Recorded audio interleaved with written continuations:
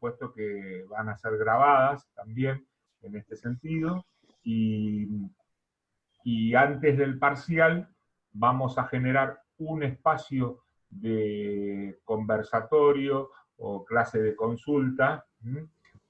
Disculpen que estoy mirando todavía las admisiones también.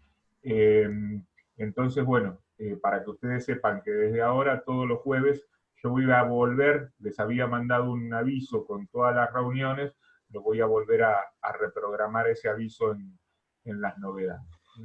Así que, bueno, le vamos a dar en un primer momento la palabra a Irene y vamos a ir haciendo una clase compartida con respecto a ese tema. Quería aclararles antes que les vamos a colgar un video que está en elaboración sobre el periodo que va previo al peronismo, para que ustedes vean ahí qué pasaba con la escuela nacionalista y explica un poco la previa del surgimiento del peronismo y en un contexto de cambio y transformación. Adelante, Irene. Bueno, hoy nosotros vamos a tratar peronismo. Entendemos que el peronismo, bueno, es una bisagra en la historia argentina porque representó una alianza y un bloque de clases que aglutinó, ¿no es cierto?, a sectores nacionalistas, a sectores militares, a la pequeña y mediana burguesía y fundamentalmente a la clase obrera. El peronismo interpeló, ¿no es cierto?, a un sujeto y le dio forma y lo denominó pueblo y lo colocó en la escena política. Y aparte esto tiene que ver también con todo un proceso que se da después de la Segunda Guerra Mundial, en el cual se van a instaurar los estados de bienestar.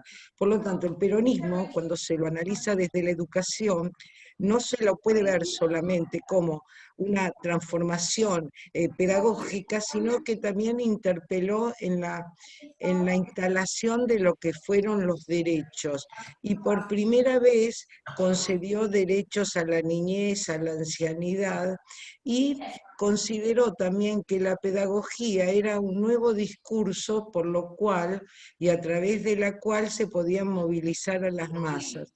Por eso creó muchísima tensión, ¿no es cierto?, en la escena política y social de la Argentina. Ahora, cuando uno analiza el proceso y ve que cambia el país y aparte el peronismo da cuenta de todas esas demandas que venían del interior profundo y donde aparece un sujeto que lo aglutina desde la figura material y simbólica del trabajador, nosotros entendemos que su política abarcó todas las dimensiones, desde la política económica, la política social, la política cultural y también la política educativa, pero la política cultural fue una dimensión interesante que recién ahora empieza a ser estudiada, ¿no es cierto?, y se la empieza a ver en forma articulada con la política educativa.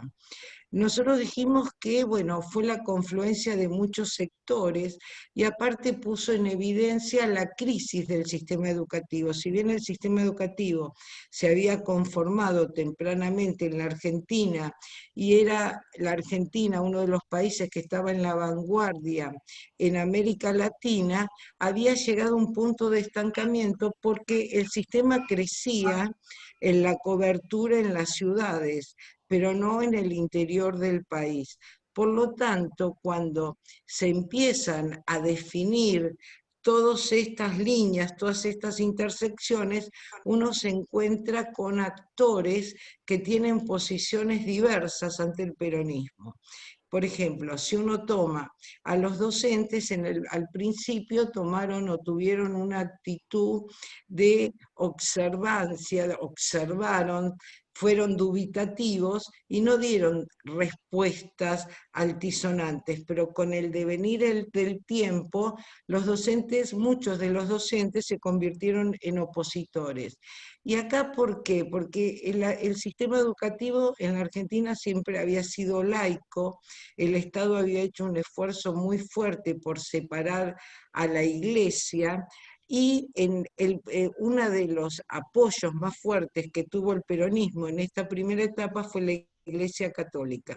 Por lo tanto, los docentes, que eran docentes que defendían la educación pública, gratuita, obligatoria y laica, se convirtieron en opositores.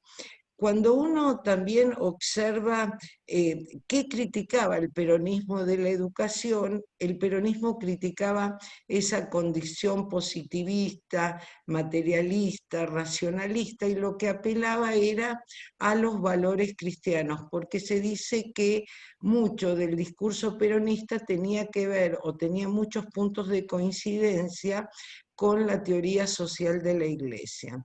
Por el otro lado, el peronismo como movimiento político reorganizó territorialmente al país y aparte desarrolló y profundizó lo que fue el proceso de sustitución de importaciones, que ya se había iniciado tibiamente en la década del 30, y va a ser Perón el que aprovecha todas las posibilidades que deja la Segunda Guerra Mundial para empezar a establecer un proceso industrial.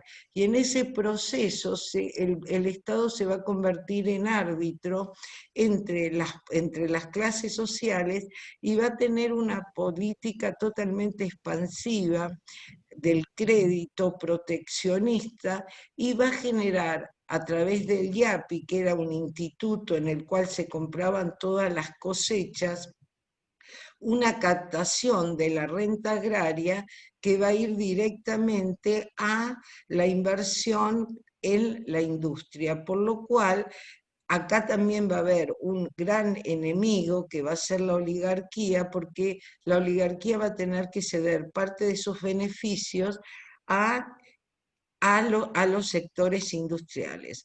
En este pacto, ¿no es cierto?, entre clases, lo que va a exigir el peronismo va a ser convertir al obrero o a las clases trabajadoras, de ahí que apele a ese sujeto trabajador, como no solamente productor, sino consumidor de esa industria. Por lo tanto, esto requiere de pagar buenos salarios, y no es casual que sea Perón el que va a poner en marcha todos los derechos sociales, derechos al trabajador, derecho a la indemnización, derecho a las vacaciones, derecho a el aguinaldo, derechos que habían sido parte también de las luchas obreras y que hasta ese momento no se habían concretado. Con respecto a la infancia, el peronismo va a recoger todo lo que había dicho Alfredo Palacios, que es el primero que se va a encargar de la infancia en la Argentina, y va a plantear una famosa frase que se va a repetir en los discursos, sobre todo en la boca de Eva: los únicos privilegiados son los niños. Por primera vez, el peronismo va a nombrar a la infancia. Esto también se anticipa un poco después lo que van a ser los derechos del niño. Y en esa interpelación, ese peronismo va a nombrar o a nominar a una infancia pobre, a esa infancia de los cabecitas negras, a esa infancia desconocida, y le va a otorgar un reconocimiento que también implica un nuevo dispositivo. Se dice también que el peronismo representó una poderosa máquina, ¿no es cierto?, una máquina propagandística de adoctrinamiento. Lo que sí hizo el peronismo fue crear diferentes vías de penetración en esa trama social tan compleja y cambiar realmente a la Argentina. Con respecto a las etapas, si nosotros analizamos el peronismo desde lo educativo, vamos a ver que fue una profunda transformación. Por ejemplo, es decir, el peronismo en estos dos periodos tuvo tres ministros.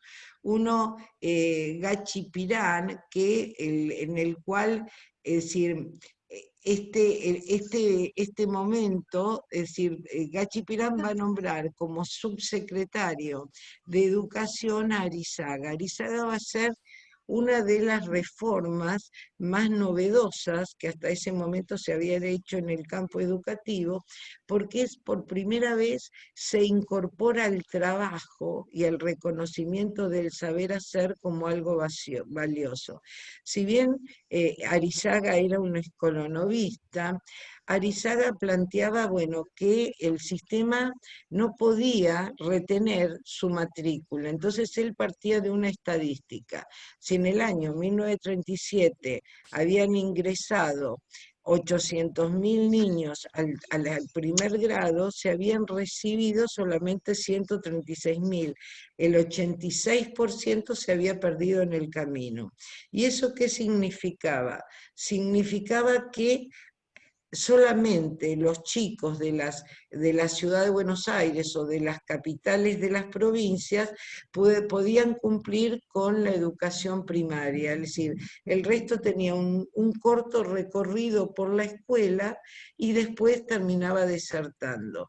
Él esto lo asumía que la escuela era prácticamente enciclopedista, que la escuela apelaba a valores que no tenían nada que ver con la Argentina real, y él planteaba dos etapas. Una etapa que era una etapa formativa en el cual el chico tenía que aprender, tenía que ser alfabetizado, pero a su vez tenía que aprender elementos de la técnica y elementos de la ciencia, y una etapa configurativa donde la escuela le tenía que dar todos los valores espirituales, porque el niño no era solamente, no se tenía que conectar con la materialidad, sino que tenía que vivir en una Argentina, en un mundo, y esa Argentina y ese mundo tenían que tener un sentido para su vida. Por lo tanto, el tema de los valores era algo sumamente importante. Por eso una de las contradicciones también, que también es una contradicción de su tiempo, es que él era religioso, que consideraba que la educación tenía que ser religiosa, porque era la religión la que acompañaba o hacía vivir la religiosidad o la espiritualidad. Y a su vez ese chico tenía que salir de la escuela con valores muy internalizados. En esto un poco se asocia que la concepción de sociedad eh, que tenía Perón, el peronismo era una concepción más bien organicista. La sociedad era un órgano donde cada uno de los órganos tenía que tener una función, y cada función tenía relación con otra función. Por lo tanto, lo que tenía que hacer el Estado era resolver o mediar entre esos conflictos y convertirse en un árbitro, pero era la escuela la que le tenía que dar vida a toda esa sociedad. Para eso la escuela no solamente tenía que alfabetizar, sino que tenía que considerar otros saberes. Y el saber del trabajo era la valorización del conocimiento práctico. La escuela para Arizaga no solamente tenía que hacer trabajadores, sino que la escuela tenía que ir induciendo esa capacidad que tienen los niños a través de la curiosidad. Por eso estos conceptos que él tenía del escolanovismo, que vienen de la escuela nueva, para que ese chico pudiera aprender el mundo, pero también a partir de las cosas prácticas. ¿Qué otra cosa hace valioso a Arizaga? Por primera vez Arizaga va a incorporar y va a nacionalizar un currículum para todos, que tiene que tener puntos de contacto. Hasta ese momento la Argentina había impuesto un currículum del puerto, un currículum que se dictaba desde Buenos Aires con los valores de los porteños. A partir del peronismo se empieza a integrar una Argentina periférica, Por eso es el peronismo el que crea la educación rural en la Argentina, que no se había desarrollado hasta ese momento, y por eso es que la deserción era tan grande. Cuando termina el peronismo, el crecimiento de las escuelas y la cobertura de la educación primaria fue universal. ¿Eso qué significaba? Que yo tengo 100 chicos de 6 años que entran a la escuela primaria y cuando en sexto grado, porque la escuela primaria era de 6 años, terminan los 100 chicos. Es por primera vez que el sistema educativo logra la universalización de la escuela primaria. ¿Qué hace también el peronismo? El peronismo impone un ciclo preparatorio, que hoy lo conocemos como el jardín o la educación inicial, donde los 4 y 5 años eran optativos. Yo como madre podía mandar a mi hijo al jardín de infantes, pero la provincia de Buenos Aires, cuando es gobernador mercante, a través de una ley maravillosa que tiene la provincia, que es poco conocido, decreta la obligatoriedad del jardín de infantes en la provincia de Buenos Aires para los niños de 3 años. Piense que estamos hablando del año 1947, 46. Pensar que en un país a los 3 años la educación inicial es obligatoria era realmente algo vanguardista, ¿no es cierto? ¿Qué ¿Cómo se piensa esta educación? Si uno ve el crecimiento de las matrículas, va a ver que la universalización en el ciclo primario fue totalmente, se universalizó, pero también creció muchísimo la educación media. Hasta ese momento la educación media era una educación para la élite, ahí se elegían por ahí pasaban los que iban a ser los futuros dirigentes, los profesionales, los intelectuales. Lo que uno observa cuando compara las estadísticas es el gran crecimiento, prácticamente el peronismo duplica todas las matrículas de la educación media. Y él en esta reforma se dice que Arizaga es el que dicta la sección educativa del primer plan quinquenal del peronismo. En esta reforma él dividía a la escuela primaria en 2 niveles. Una era el primero y el segundo ciclo, y un tercer ciclo que era de 12 a 14 años, que era un ciclo más que tenía más una presencia de manualidades, oficios y ciertas destrezas, y ahí se terminaba el ciclo primario. Y después lo que hace también es generar un ciclo básico común para todo el nivel medio. Es decir, si yo estudiaba magisterio, si yo estudiaba comercial, si yo estudiaba industrial, tenía un ciclo básico o bachiller que era común a todo el nivel. Eso lo unificaba y le daba un sentido. Lo que él, con respecto al magisterio, que también crece muchísimo en las escuelas normales, él habilita hasta ese momento la escuela normal era una escuela secundaria, pero lo que él va a habilitar a partir de esa reforma, que después quedó sin efecto y se va a concretar recién a partir del año 1968, es que tanto maestros como profesores, una vez terminada la escuela normal, podían acceder a estudios superiores de 2 años para los maestros y 3 años para los profesores en la universidad. Eso también era algo realmente revolucionario.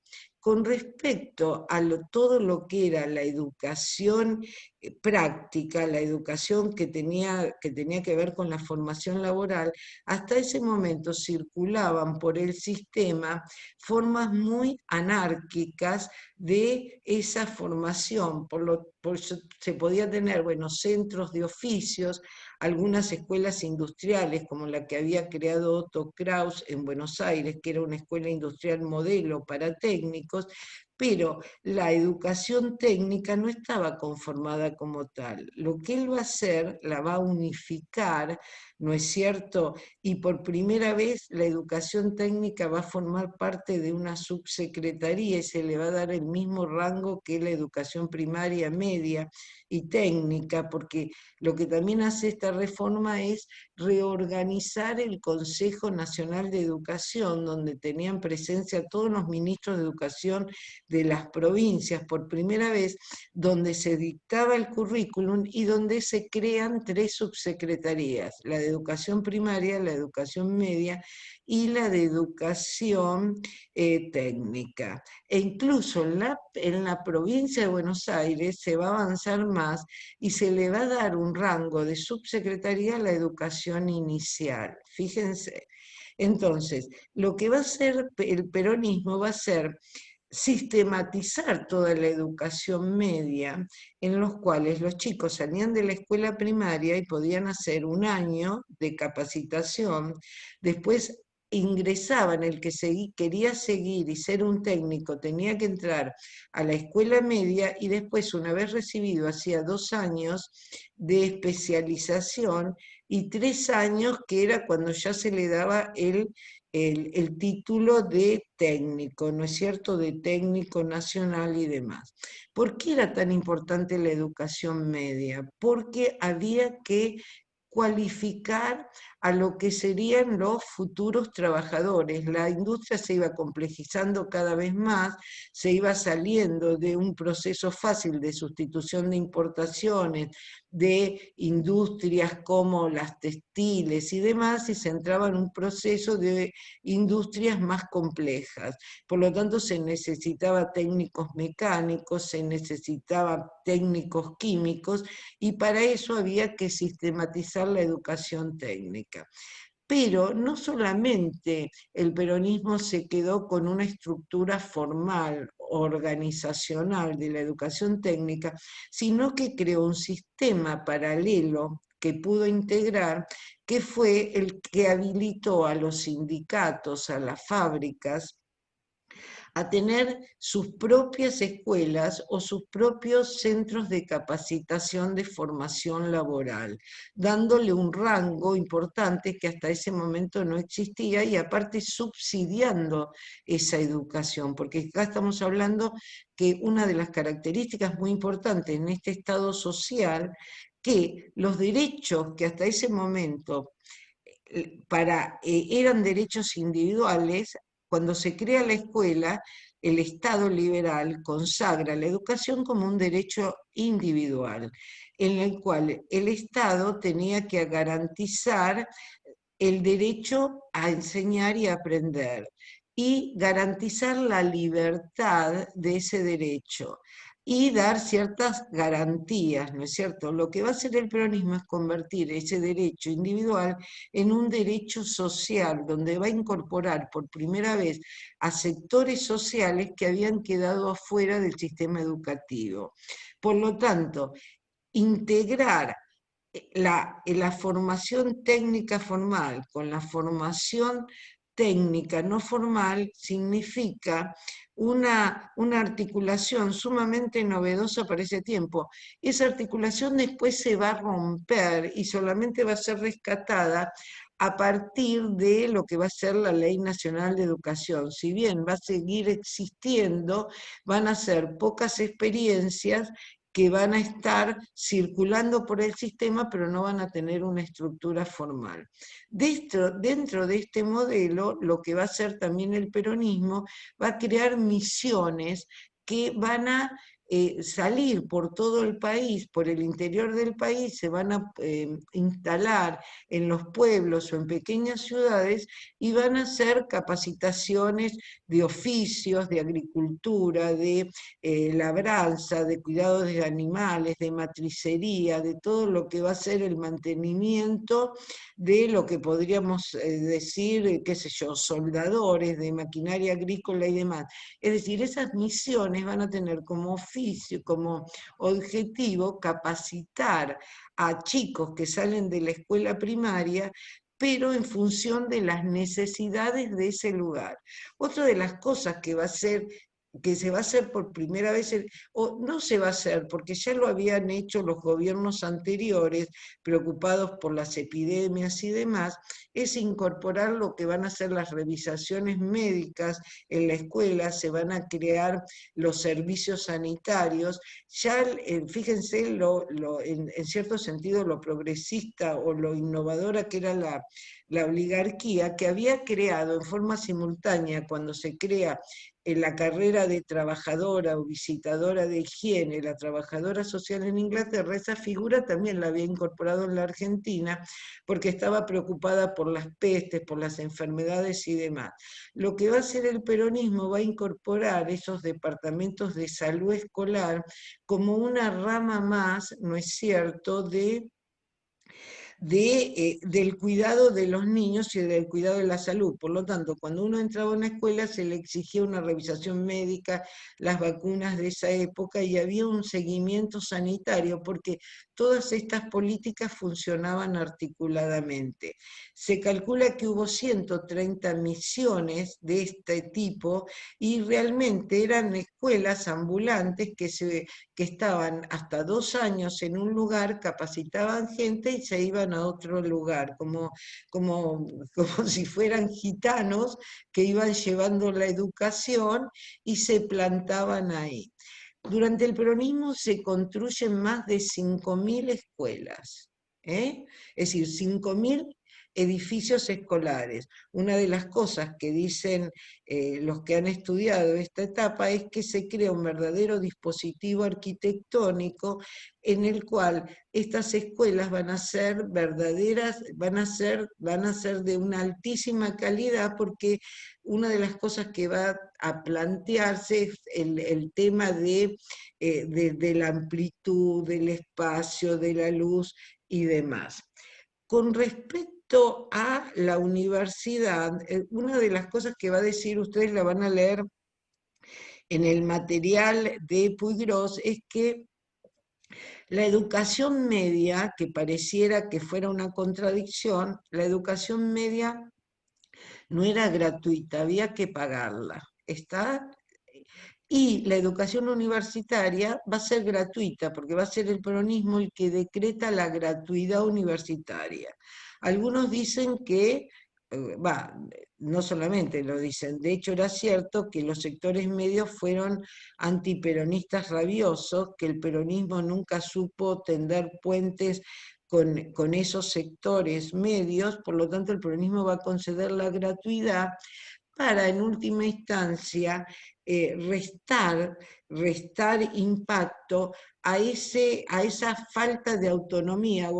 El peronismo le fue sacando autonomía a la universidad. Piensen ustedes que la reforma del 18, una de las cosas que había pensado y había conseguido muy fuerte era la autonomía universitaria. Durante el peronismo hay una restricción a la autonomía universitaria, y la universidad va a ser directamente, ¿no es cierto? Si bien se va a manejar directamente desde ciertos presupuestos, va a ser la presidencia la que va a nombrar al rector con la anuencia del Senado, hoy como se nombrarían a los jueces, y después ese rector va a estar acompañado por una asamblea, un consejo universitario donde van a haber delegados, y a su vez en cada una de las facultades también va a haber representantes de los docentes, de los estudiantes y demás.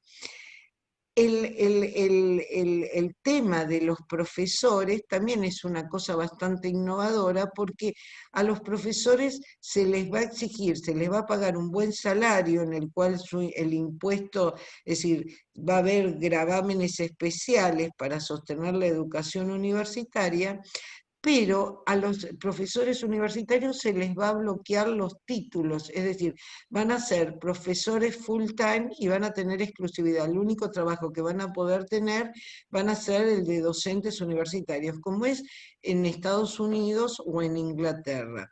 Y a su vez, los alumnos que no puedan, requieran de recursos económicos, van a ser ayudados a través de becas. El peronismo va a iniciar un sistema de becas muy interesantes tanto en la escuela secundaria como en la universidad.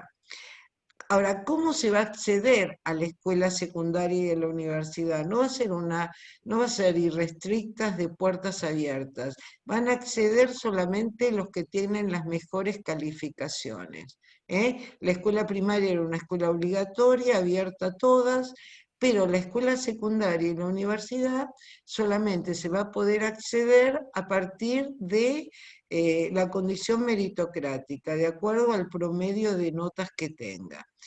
Por un lado eso, ¿no es cierto? Que uno puede decir, bueno, ¿por qué el peronismo que se mostraba tan abierto, que planteaba el tema de los derechos, va a ser restrictivo? Bueno, porque también había una concepción muy meritocrática y aparte cuando es desplazado a Arizaga, que es una reforma que si bien se pone en marcha, es fundamentalmente hackeada por la escuela media tradicional, que era mitrista, elitista y demás, Ivanišević, que va a ser su sucesor, que era un católico recalcitrante, va a, va a perder este viso democrático, progresista, y se va a refugiar en todos estos valores cristianos, fuertemente cristianos y nacionalistas. Después la tercera etapa va a estar, el ministro va a ser Armando San Martín, que va a girar en una posición más de centro, y ahí el peronismo ya no va a valorizar tanto lo que son las capacidades prácticas o el mundo para el trabajo, sino que va a hacer un culto del deporte y de lo que va a ser la educación física y el cuidado del cuerpo. Y esto tiene que ver ya con la muerte de Eva y también tiene que ver con esta consagración del deporte como un derecho social, ¿no es cierto? Es decir, el turismo pasa a ser un derecho social, el deporte va a pasar a ser un derecho social, y van a ser los campeonatos Evita o los juveniles, el epicentro o el espacio donde se va a jugar toda esa liturgia peronista. Por lo tanto, es decir, acá esa profundidad o esa radicalidad que tenía la reforma de Arizaga se va a perder en función de otros sentidos. Ahora, si Disculpame, uno Irene, toma Irene, el peronismo, sí, y, nos me están querían quedando, decir, no, para avisarte que nos están quedando 3 minutos y después reiniciamos la sesión. Te digo, bueno, y todos tenemos que entrar de vuelta. después entramos de vuelta. Ahora nos están quedando 3 minutos. ¿Mm? Bueno, si uno toma, ¿no es cierto?, em, esta dimensión y uno se planta en la universidad y uno vuelve a conectar esto con la educación técnica, vamos a ver que va a ser estas escuelas fábricas, es decir, él va a crear escuelas adentro de las fábricas. Por lo tanto, es decir, el epicentro, la cúlmine de todo este proceso va a ser la Universidad Obrera. ¿Quiénes podían ingresar a la Universidad Obrera? A la Universidad Obrera podían ingresar los hijos de obreros o los obreros. Es la primera universidad que instaura los turnos de noche, porque eran todos trabajadores, y incluso los profesores de la Universidad Obrera habían tenido que tener contacto o con el mundo del trabajo, es decir, porque lo que había en el peronismo era una concepción muy clara de que no se podía transmitir conocimiento si uno no había construido o no había sido parte de ese conocimiento. Por lo tanto, la Universidad Obrera va a ser organizada en función también de las necesidades productivas que tenía el país. ¿Cómo pensaba Perón este país? Lo pensaba como un país integrado por regiones, ¿no es cierto? Donde cada una de esas regiones tenía que tener un desarrollo específico de acuerdo a esas características. Por lo tanto, la educación tenía que estar en relación con todo eso. Es decir, y en esta, fíjense que el rector de la Universidad Obrera lo dirigía la CGT, lo elegía la CGT. Y la Universidad Obrera no era como si nosotros vemos que hay universidades, hoy, ¿qué es la Universidad Obrera? La Universidad Obrera es la universidad tecnológica, que después en la década de Frondizi, con Frondizi va a pasar a ser la Universidad Tecnológica. Nosotros vemos que hay muchas universidades tecnológicas en el país, pero esas universidades dependen de el Consejo Central y tienen un solo rector, acá tienen representantes y casualmente, no sé si ahora se habrá jubilado o no, durante 40 años tuvo el mismo rector, ¿eh? Y esto en una universidad que está afectada o desarrolla todo lo que son las carreras tecnológicas que tienen que ver con el mundo productivo. Bueno, nos queda un minuto. Y Bueno, ahora, es decir, ahora, ¿qué eran las escuelas fábricas? Las escuelas fábricas eran las escuelas